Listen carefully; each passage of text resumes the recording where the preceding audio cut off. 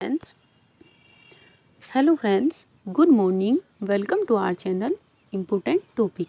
और मेरा नाम है पारुल और हम लोग UP triple S C PET 2022 के लिए जो अभी अपकमिंग एग्ज़ाम है, आई थिंक इसमें 20 डेज से भी कम टाइम बचा हुआ है। उसके लिए हम लोग जो उसमें ज्योग्राफी वाली जो सीरीज चल रही है दोस्तों, वो मैं आपको कवर करा रही हूँ। और उसमें मैं आपको 2 टॉपिक कवर करा चुकी हूँ और आज हमारा अपना ये थर्ड टॉपिक होगा, जिसमें हम दोस्तों इंडिया की रिवर देखेंगे। इससे क्वेश्चन एक बन ही जाएगा, तो आप इसको अच्छे से देखिएगा। ज़्यादा लेंथी वीडियो नहीं होगा, आप इसको अच्छे से कीजिएगा तो इसमें से आपका कोई क्वेश्चन कंप्लीट हो जाएगा। तो चलिए दोस्तों, और इसका अगर आप इसको देखना चाहेंगे, इसकी PDF लेना चाहेंगे, तो आप टेलीग्राम चैनल विजिट कीजिएगा। That is the important topic. तो चलिए दोस्तों, ज़्यादा समय न लेते हुए इसको शुरू करते हैं। और अगर आप चैनल पर नए हैं तो प्लीज़ चैनल को सब्सक्राइब कीजिएगा, उससे हमें थोड़ा अच्छा लगता है, अच्छे और थोड़ा मोटिवेशन मिलता है। तो चलिए, कम ऑन द टॉपिक। ये सबसे पहले दोस्तों, ये हमारी इंडस रिवर जो है, ये जो उनका जो सिस्टम है, इंडस रिवर सिस्टम है, सिंधु नदी तंत्र जिसको कहते हैं। हम लोग पहले इसकी नदी देख लेते हैं दोस्तों। मैं आपको बता दूं, इससे कोई डेप्थ में क्वेश्चन नहीं आएगा। बस ये आजकल तो यूपी ट्रिपल एस सी का ट्रेंड क्या हो रहा है कि कौन सी वेस्टर्न में जाती है रिवर, कौन सी ईस्टर्न में जाती है, इसी तरीके के क्वेश्चन पूछते हैं।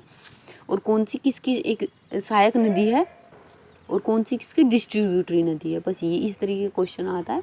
आप इनको कीजिए और इससे आपका क्वेश्चन हो जाएगा। तो ये सबसे पहले इंडस रिवर पे देख लेते हैं दोस्तों। ये हमारे जो तिब्बत में चेमांग युंगडुंग ग्लेशियर से निकलती है दोस्तों, ये तो आप जानते होंगे, तिब्बत में चेमांग युंगडुंग ग्लेशियर से निकलती है। और ये हमारे यहाँ से होते हुए ये इंडिया में जाती है। और दोस्तों, ये हमारी लद्दाख श्रेणी है जो यहाँ पे लाइन खींची हुई है, और यहाँ पे जास्कर श्रेणी है। मैं आपको बता दूँ, ये मैं मैप इसीलिए लेके आती हूँ दोस्तों, मैप से थोड़ा समझना बहुत ईजी हो जाता है। हमारी एक इमेजिनेशन बन जाती है और माइंड में थोड़ा इमेज ही के साथ ही अगर हम याद रखते हैं तो वो ज़्यादा याद रख पाते हैं हम लोग, तो इन कंपैरिजन टू फैक्ट रखने के। चलिए, तो ये लद्दाख और जास्कर जो श्रेणी है हमारी हिमालय में, कराकोरम, लद्दाख, जास्कर, वो सीरीज में है ना दोस्तों, उन्हीं के बीच में से बहती है। और इस इंडस के किनारे ही हमारा लेह लोकेटेड है। अब चलिए, और यहाँ पे ये इस तरीके से होती यहाँ पे एक सिंधु गोर्ज बनाती है। गोर्ज मीन्स होता है जब नदी तेजी से, जैसे यहाँ पे पहाड़ हो गया और नदी आती है और ऐसे गिर जाती है, उसको गोर्ज कहते हैं। यहाँ पे गोर्ज बनाती है और फिर यहाँ पे ये पाकिस्तान में चली जाती है। पाकिस्तान है, आप पता होगा। अब इसकी सहायक नदियाँ देख लेते हैं।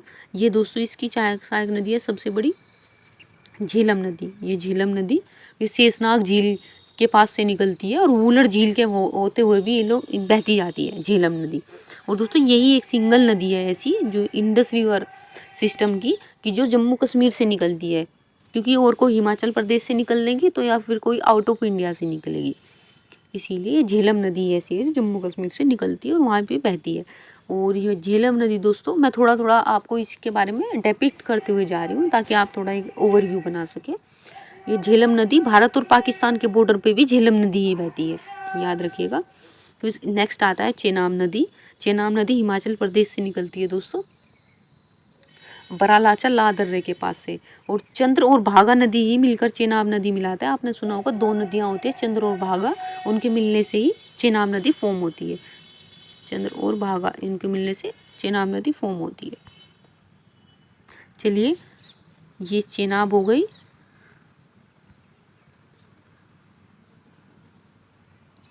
ये हमारी चेनाब हो गई। इसके बाद आती है रावी। इसके बाद ये दोस्तों रावी है। रावी और दोस्तों व्यास जो है, दोनों एक ही जगह से आसपास से निकलती है। रोहतांग जो पास है वहाँ पे रोहतांग दर्रा, जहाँ पे दोस्तों आपने सुना होगा अटल टनल जिस पे बनाई गई है, रोहतांग दर्रे में ही अटल टनल बनाई गई है। उसी के पास से रावी और व्यास दोनों की दोनों नदियाँ निकलती है। रावी नदी पाकिस्तान में जाके सीधा चेनाब नदी से मिलती है। बट जो व्यास नदी है वो दोस्तों पंजाब के कपूरथला में एक हरी के बैराज, आपने सुना होगा, हरी के बैराज है, वहाँ से इंदिरा कनाल जो है वो निकाली गई है हरियाणा में। वो यहाँ पे ऐसे ऐसे आती है इंदिरा कनाल, ये इंदिरा कनाल है। और हरी के बैराज से वहाँ पे इसको ये सतलुज नदी में आके, ये सतलुज नदी है दोस्तों, वो आके यहाँ पे मिल जाती है। मैं आपको बता दूँ, सतलुज नदी राकसताल से निकलती है तिब्बत में ही। और जो हमारा एक सिपकिला पास है, सिपकिला दर्रा है, उसी से होते हुए भारत में प्रवेश करती है हिमाचल प्रदेश से। और भाखड़ा नांगल बांध दोस्तों सतलुज नदी पर ही है, और वो जाते हुए यहाँ पे पंजाब में दोस्तों एक जगह है, ये सारी की सारी नदियाँ उसमें मिल जाती है। तो होप सो आप ये इंडस वैली सिस्टम समझ गए होंगे, इससे बाहर आपका कोई भी क्वेश्चन नहीं आएगा। आप थोड़ा एक बार और इसको मैं आपको देख के रिवाइज कर लीजिएगा, जो जो मैं बोलती हुई जा रही हूँ उसको थोड़ा मैच कर लीजिएगा, तो आपका ईजिली ये याद हो जाएगा। अब दोस्तों आते हैं अपने गंगा नदी तंत्र पे। गंगा नदी तंत्र पे आते हैं दोस्तों। सबसे पहले दोस्तों गंगा का फॉर्मेशन देख लेते हैं, गंगा बनती कैसे है दोस्तों। चलिए जी दोस्तों, सतोपथ जो ग्लेशियर है, एक सतोपथ ग्लेशियर है, वहाँ से अलकनंदा नदी निकलती है। ये देखिए, ये सतोपथ ग्लेशियर है, यहाँ से अलकनंदा नदी निकली। धौली गंगा और विष्णु गंगा दो नदियाँ निकलती हैं सतोपथ ग्लेशियर से, और वो दोनों को मिला के अलकनंदा नदी मिल जाती है। और जब उसमें पिंडार नदी मिलती है दोस्तों, कर्णप्रयाग में उसमें पिंडार नदी मिलती है, और दोस्तों रुद्रप्रयाग में उसमें वो मंदाकिनी नदी मिलती है, और जब देवप्रयाग में उसमें भागीरथी नदी मिलती है। भागीरथी कहाँ से निकलती है, गोमुख से निकलती है दोस्तों। गोमुख ग्लेशियर है गंगोत्री के पास, गंगोत्री ग्लेशियर है दोस्तों गोमुख के पास, सॉरी एक्सट्रीमली सॉरी, वहाँ से निकलती है और देवप्रयाग में अलकनंदा से मिल जाती है। फिर ये आ जाती है हमारी गंगा नदी, ये इसकी सारी सहायक नदियाँ हैं, रामगंगा, गोमती, घाघरा, गंडक और कोसी। कोसी को दोस्तों बिहार का शोक कहा जाता है, नेपाल से ही निकलती है। और ये गंडक भी दोस्तों नेपाल से निकलती है, घाघरा भी। मोस्टली नदी ऊपर से ही निकल के आती है हिल एरिया, क्योंकि नेपाल में भी तो नेपाल मोस्ट ऑफ द जो एरिया है नेपाल का वो दोस्तों पहाड़ी एरिया है, क्योंकि वो नेपाल जो हिमालय वाला जो मेन है ना, हिमालय, माउंट एवरेस्ट सब कुछ ये नेपाल में ही लोकेटेड है, तो वहाँ से ही नदियाँ निकलती हैं। और ढलान होने की वजह से स्लोप इधर है तो इंडिया में आ जाती है दोस्तों। इसकी सबसे बड़ी ट्रिब्यूटरी कौन सी है, यमुना नदी। यमुना नदी उत्तराखंड के बंदरपूछ यमुनोत्री ग्लेशियर से निकलती है, बंदरपूछ नामक स्थान से। वो यमुना नदी की सहायक नदी देख लेते हैं, ये है दोस्तों चंबल, ये सिंध, ये बेतवा, केन, और ये जो टोंस और सोन है दोस्तों, एक ये टोंस है और एक ये सोन है, ये दोस्तों डायरेक्ट गंगा में ही जाके मिलती है, इसको याद रखिएगा। चलिए, ये टोंस तो दोस्तों इलाहाबाद में मिल जाती है, जहाँ गंगा और यमुना मिलती है उसके थोड़ा आगे ही इलाहाबाद में टोंस नदी में मिल जाती है। और सोन नदी दोस्तों बिहार के पटना में जाके गंगा से मिलती है। ये दोस्तों अब ब्रह्मपुत्र नदी तंत्र देख लेते हैं। मैं आपको तेज़ी से इसलिए करा रही हूँ क्योंकि इससे सिर्फ एक ही क्वेश्चन आएगा, और एक या दो क्वेश्चन आ जाएंगे मैक्स टू मैक्स, और आपको इसीलिए ज़्यादा कम टाइम देना पड़े और सारी फैक्ट आपकी क्लियर हो जाए। ये सांगपो नदी कहते हैं दोस्तों, ब्रह्मपुत्र को सांगपो नदी कहते हैं तिब्बत में। और जब दोस्तों ये हमारे इसमें प्रवेश करती है अरुणाचल प्रदेश में, तो इसको दिबांग कहा जाता है। यहाँ से यहाँ तक इसको दिबांग कहते हैं। ये जब इसमें दिबांग और लोहित नदियाँ आके मिलती है, असम में इसको ब्रह्मपुत्र कहा जाता है। इससे क्वेश्चन ज़्यादा बनते हैं कि ब्रह्मपुत्र को वहाँ क्या कहा जाता है, बांग्लादेश में क्या कहा जाता है, इस तरीके से। और इसी में दोस्तों दुनिया का सबसे बड़ा वो जो है द्वीप है, बताइए कौन सा द्वीप है वो, माजुली द्वीप है, जो नदी द्वीप है वो दुनिया का सबसे बड़ा नदी द्वीप है, वो यहीं पे असम में है, ब्रह्मपुत्र नदी में। और यहाँ से इसमें एक नदी आके मिलती है, एक नदी यहाँ से मिलती है लोहित। और दोस्तों इसमें एक जबनश्री, पगलादिया, जिया बरेली, इस तरीके की इसकी सहायक नदियाँ हैं ब्रह्मपुत्र की, यहाँ से ऐसे ऐसे मिलती है वो। फिर दोस्तों यहाँ पे आ जाती है, ये दोस्तों धुबरी, यहाँ पे दोस्तों यहाँ पे बांग्लादेश में प्रवेश करती है, वहाँ पे इसको जमुना के नाम से कहा जाता है, ब्रह्मपुत्र को जमुना कहा जाता है।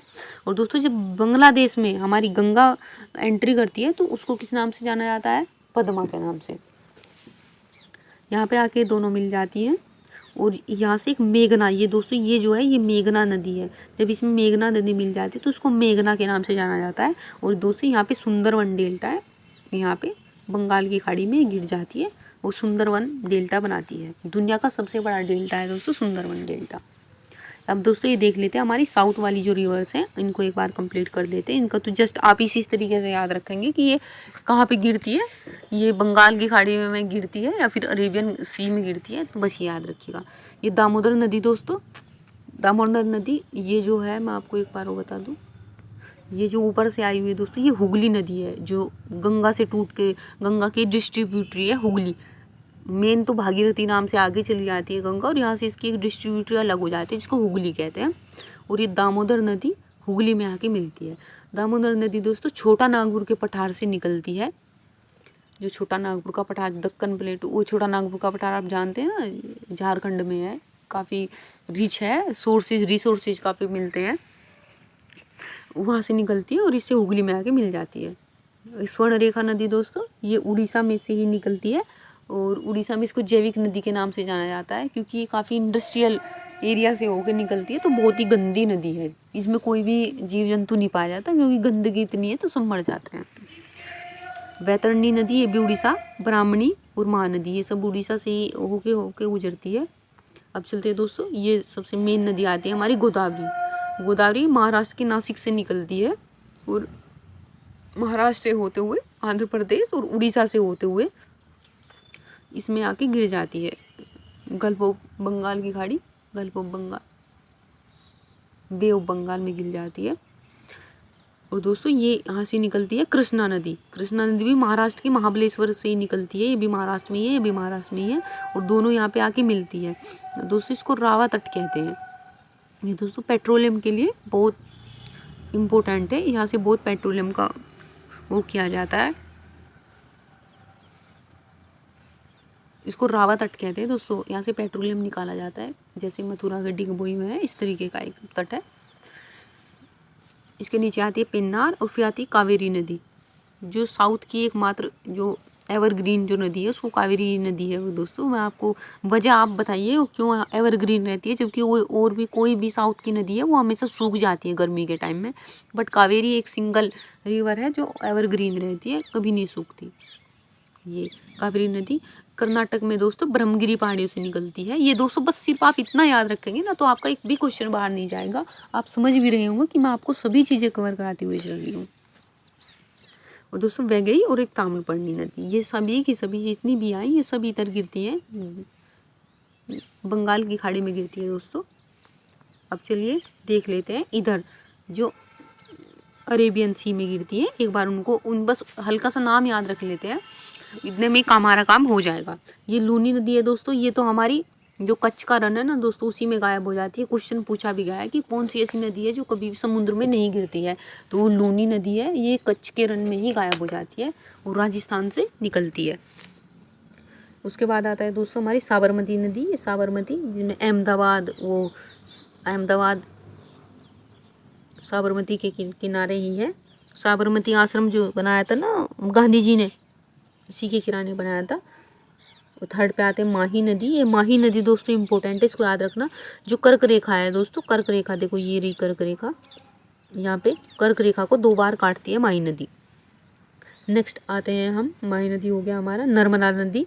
नर्मदा नदी दोस्तों ये सतपुड़ा की एक रेंज है, अमरकंटक से निकलती है नर्मदा नदी और होते होते यहाँ पे गिर जाती है बंगाल, इसकी खंबात की खाड़ी में गिर जाती है दोस्तों। ये खंबात की खाड़ी है, ये मैं आपको बता दूं, इसको खंबात की खाड़ी कहते हैं। जहाँ पे ये इस तरीके का डिज़ाइन बना हुआ है ना, ये गुजरात है, और यहाँ पे जो जगह बनी है उसको खंबात की खाड़ी कहते हैं।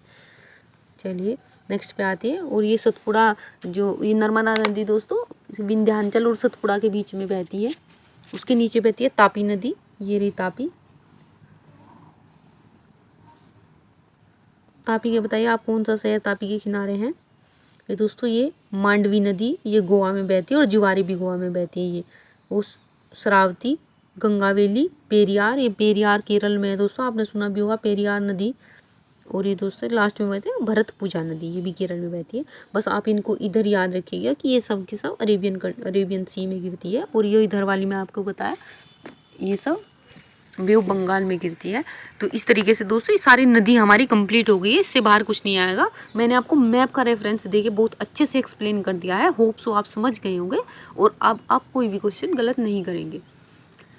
और एक बार और आप इसको रिवाइज कर लीजिएगा, तब आप इसको बिल्कुल भी नहीं भूलेंगे। तो चलिए दोस्तों मिलते हैं आपसे नेक्स्ट वीडियो में, और अगर आपको ये सेशन अच्छा लगा है तो प्लीज़ हमारे चैनल को सब्सक्राइब कीजिएगा, इससे हमें थोड़ा अच्छा लगता है और हमें भी लगता है कि हम लोग आपको बेस्ट से बेस्ट मटेरियल दें। थैंक यू दोस्तों, मिलते हैं नेक्स्ट वीडियो में। Have a nice day.